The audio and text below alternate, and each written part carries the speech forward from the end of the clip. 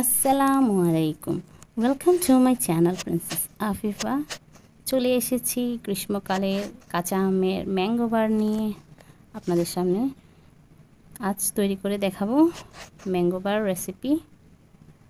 আমি কিছু কাঁচা আম নিয়েছি, এগুলো সেদ্ধ করে নিয়ে নিলাম প্রথমে। এরপর এটির ম্যাঙ্গো থেকে আমি এই যে রসটি ছাড়িয়ে নিচ্ছি। যখন অনেক সফট হয়ে আসবে তারপরে এটির মাখনটি আমি বের করে নেব। আমের কাঁচা আম, এগুলো টোটালি প্রচুর টক। আমার ম্যাঙ্গো বার অনেক ভালো লাগে, তাই আমি এটা নেওয়ার চেষ্টা করি, কিন্তু এইবারে কাঁচা আমের পরিমাণ খুবই কম, তাই আমি অল্প করে হলেও নেওয়ার চেষ্টা করেছি। আর আমের দিনে যদি ম্যাঙ্গো বার নিয়ে না রাখি তাহলে কি ভালো লাগে, তাই নিয়ে নেওয়ার চেষ্টা করলাম। আমি ভালোভাবে মাখনগুলো চটকে নিয়ে নিয়েছি। এবার সাথে চিলি ফ্লেক্স ব্যবহার করলাম, তারপর একটু হালকা জিরার গুঁড়া, তারপর লবণ, পরিমাণ মতো চিনি ব্যবহার করলাম, কারণ চিনি না দিলে এটি প্রচুর পরিমাণের টক, তাই খাওয়া যাবে না, তাই হালকা একটু চিনি দিয়ে দিলাম। এবার ভালো করে এটা আমি কুক করে নেব হালকা আঁচে, যাতে এগুলো সব মিশ্রণটি একদম মিক্স হয়ে যায়। ভালোভাবে নাড়াচাড়া করে মিক্স করে নিয়ে ঠান্ডা করে নেব। ঠান্ডা করার পর আমি এটি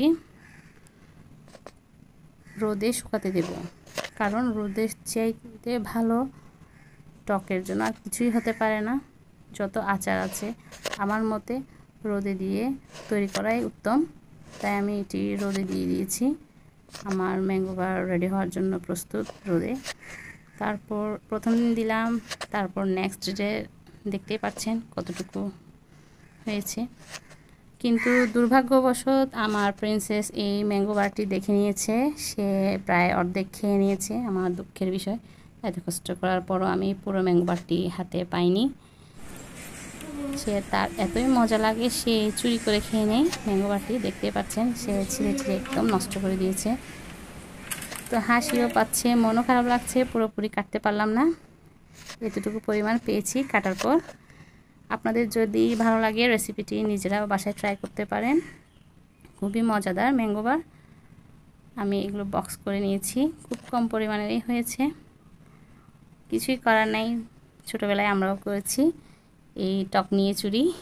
আমার বেবিও করছে, সমস্যা নেই। আমার চ্যানেলটি দয়া করে সাবস্ক্রাইব করে দেবেন, please please please subscribe my channel. খুদা হাফিজ।